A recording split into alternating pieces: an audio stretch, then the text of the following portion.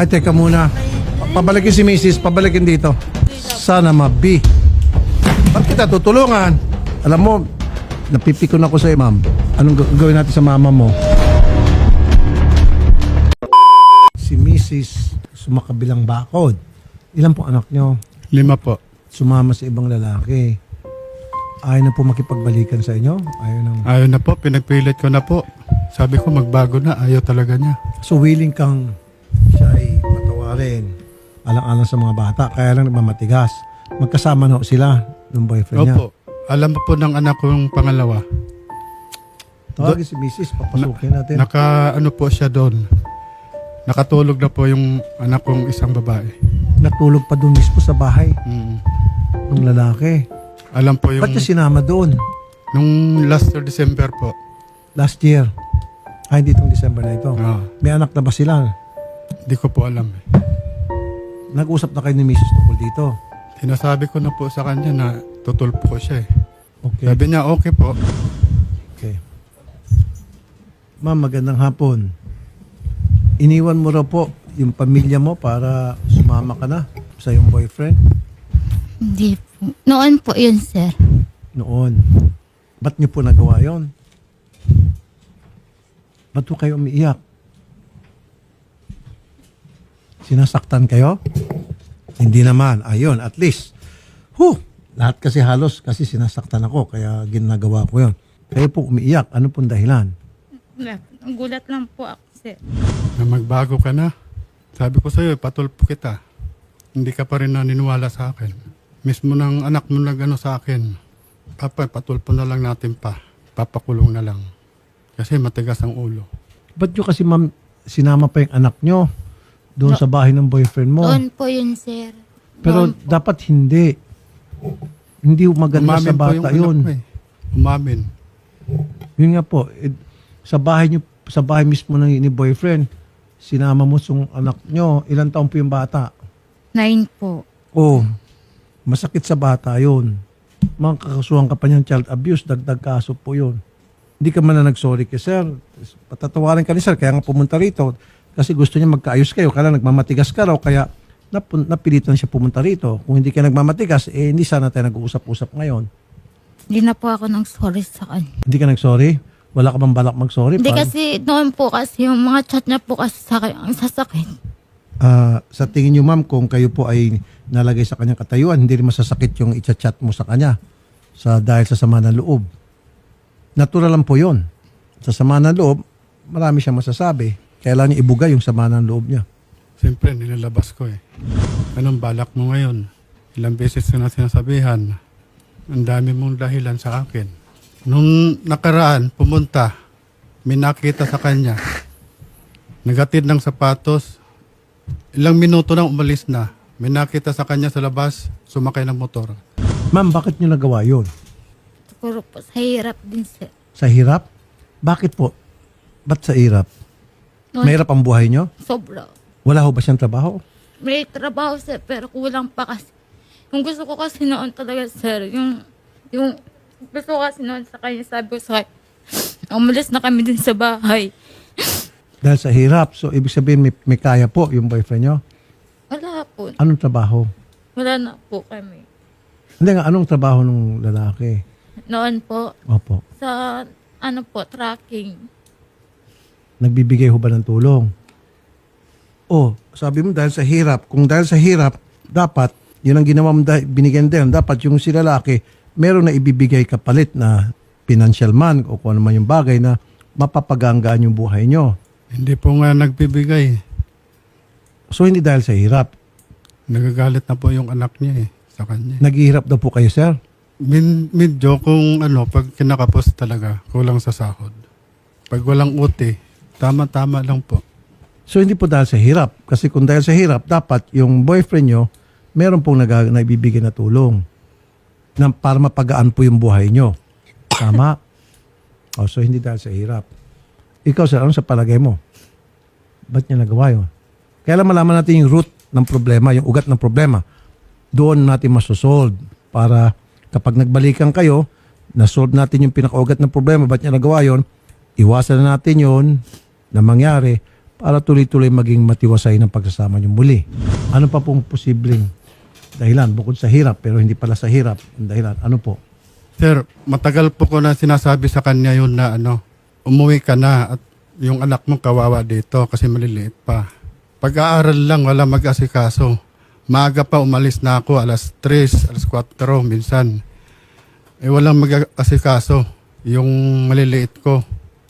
Maliliit pa yan, sir, iniwanan na. Nagsimula na siya nagloko. Okay. Ma'am, kaya nandito si sir para magawa ng remedyo yung problema ninyo at magkabalikan kayo. Ano sa tingin niyo po, ma'am? Magpapasko pa man din. Hanggang ngayon ba naghihirap pa rin kayo, sir? Gusto ko po. Kasi gusto ko po din talaga, sir, umalis din sa bahay namin.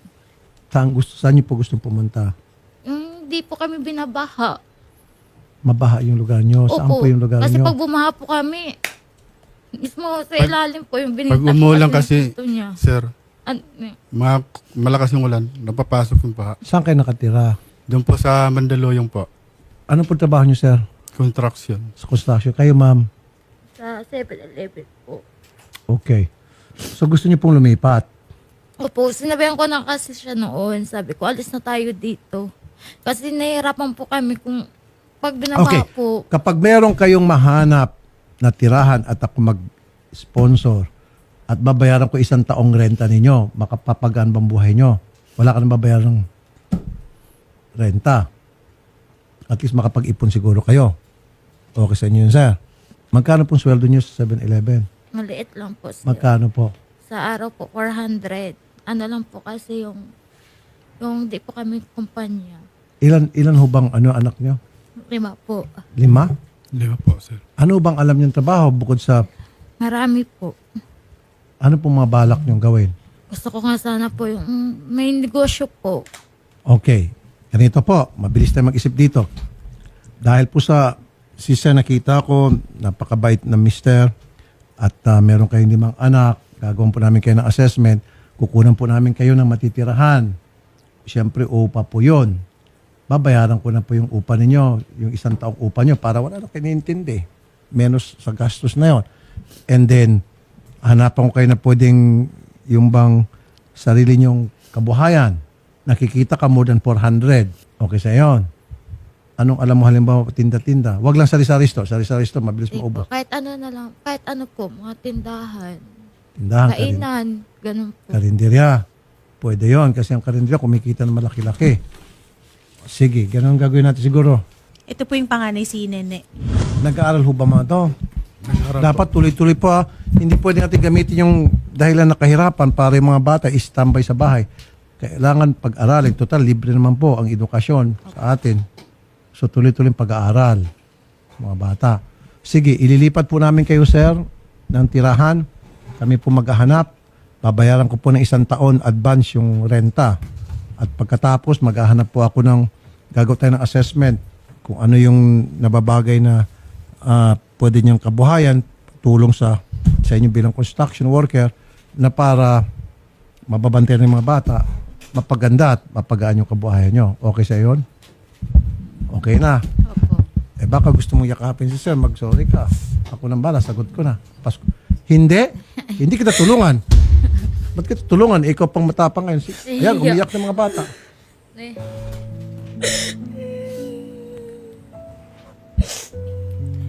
Ba't ka umiiyak?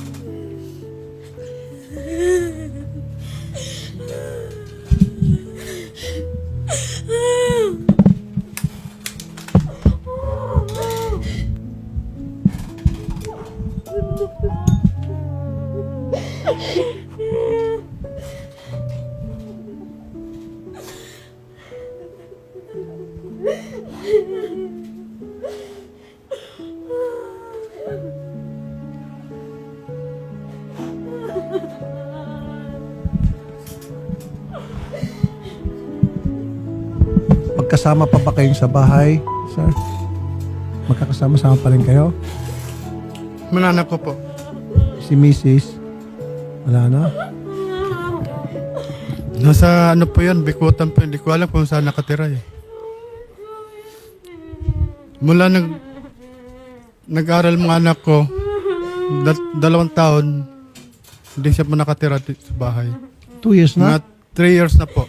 Ay, teka muna. Pabalikin si Mrs. Pabalikin dito. Ay, hindi muna. Teka muna. 2 taon na si Mrs. hindi nakatira sa inyo. Kaya pala iyak 3 years. iyak ng mga anak. Pero nakatira ka ngayon doon sa boyfriend mo. Sana mabi. Bakit kita tutulungan? Hindi kita tutulungan, hindi. Ang tutulungan ko itong mag-ama. Itong si Mister sa mga bata, ayaw kitang tulungan. 2 years ka na, tapos uwi ka lang kung kailan mo gusto, tapos babalik ka sa boyfriend mo.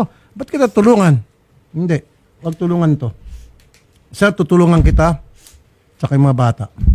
Kung ganun rin lang. Totoo, hindi siya umuwi. 2 years na. Ano lang Okay po. po siya, pero Pamisa-misa? saglit lang Minsan-minsan po. po. Saglit lang. Opo. Tapos bumabalik din doon. Opo, kahit emergency po, hindi namin siya nakakasama. Ay, sos, Mario Joseph. Matagal ko na pong hinihiling na makasama namin siya. Kaso wala pa. Gusto mo, sir, pakulong natin? Total, kaya ko kayong buhayin. Pakulong natin to. Isama po yung ano. Kasi sabi ko humingi, tama ha, tira mo misis ha, sabi ko humingi ka ng sorry kay sir, ibibigay ko na ng tulong, ikaw pa nagmamatigas, ayaw mong humingi ng sorry, nagmamatigas ka, tapos kung hindi pa umiyak yung mga bata, sa kalalapit, alam mo, napipikon ako sa'yo, ma'am. Napipikon ako sa'yo. Ngayon hindi kita tutulungan, ni Singkong Duling, wala kang maasahan sa akin. Si Mister, sa itong mga bata, full support ako. Pakulong pa kita. Gusto mong pakulong, nasa iyan sir, hindi ko naman desisyon yun. Pag-usapan ninyo kung anong gusto nyong gawin, basta't ako po, susuporta sa inyong pamilya. Minus ito. Kahit na emergency, hindi man lang marunong umuwi. Sa mga bata, No, nag-emergency pakulong ko pa kayo pati yung boyfriend mo. Nang emergency kasi po, sir. Oh, Naoperahan po ako yung time. naoperahan ka. O bakit yung mga time na hindi emergency, hindi ka umuwi, bibihira daw?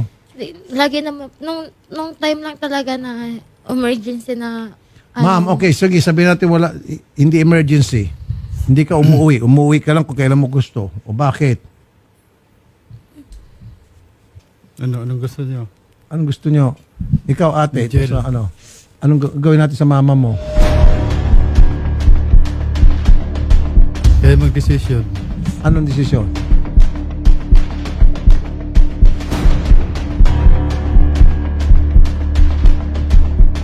Bakit po kasi nang ginawa niya?